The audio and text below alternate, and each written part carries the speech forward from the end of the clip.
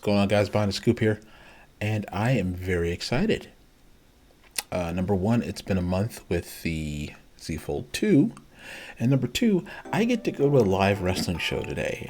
Pro wrestling is a huge passion of mine, and I actually get to go to a live show for the first time in quite some time. I am excited. How excited am I? You could say a little bit excited. But anyway, back to the Z Fold 2.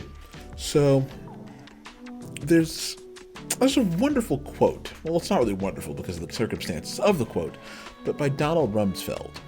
He was talking about intelligence things, and you know, there's known knowns, things you know that you know. There's known unknowns. There's things you know you don't know. And then there's unknown unknowns, things you didn't know you didn't know. I've got some known unknowns and unknown unknowns that have come to light in the first month of using the Z Fold 2, so let's get ready for this show and let's talk about it.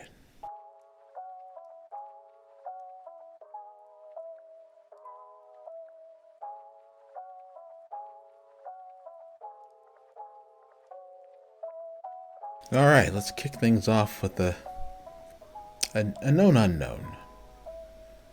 So I knew that the phone, of course, opened and closed. It, opens and closes. But this front display, I knew it wasn't that big, but I didn't know if I was going to like it. I love it. This thing gets me in and out of this device quickly and easily.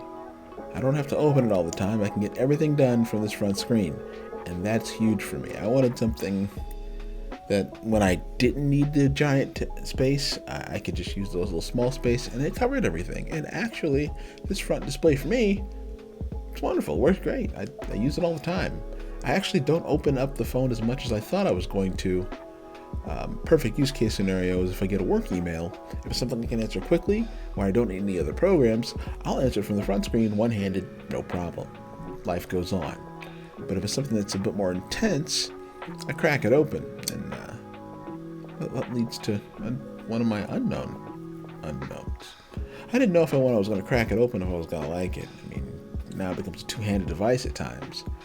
But the multitasking on the inside of the screen, when you open it, it's just, oh my gosh, it's just next level. It changed everything for me. I open it up, and thanks to the Edge display, I have two apps I can pin together and just touch that, and it automatically opens them up to the split screen, such as my email and a browser that I can point to my work system, so I can see what someone's looking for in the email and my system at the same time, and solve the problem much quicker, and much more efficient. And I get into my phone, out of my phone, back to my day. And then there's a known I had. That's right, the cameras. I knew what the cameras were going to be. I knew they weren't the quote-unquote best system available. But for what I do, they work. And if push comes to shove, if I really want a really good photo or some really good video, I've got my Canon M50.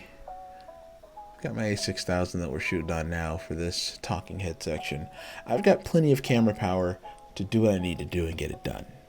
But for on-the-go things, quick shot, which is what I normally take with this device anyways, it's normally, a lot of my pictures on this device are just basically, hey, that palette's messed up at work. I'm going to take a picture of this so we can see it. Doesn't have to have high dynamic range, doesn't have to be perfect, just have to see the gaping hole in the side of the box. It gets it done. One of my kind of weird unknown unknowns was, it kind of has to do, not necessarily the phone itself, but more like an Android thing. So on the inside screen, a lot of apps aren't necessarily optimized for it yet, and the aspect ratio kind of screws up the touch latency of certain apps. Adobe Mix is a great example. There's a lot of times I'll open that to edit a photo or something, and you're touching the areas to activate certain functions, and they don't necessarily work. You have to close the app, force close the app, open it again, and then it's fine because it kind of redraws itself and remaps the touch points correctly. So that's just a little quirk of Android, and that's more a developer thing than an actual phone problem. So while I acknowledge it, I know it's something that's easily fixed.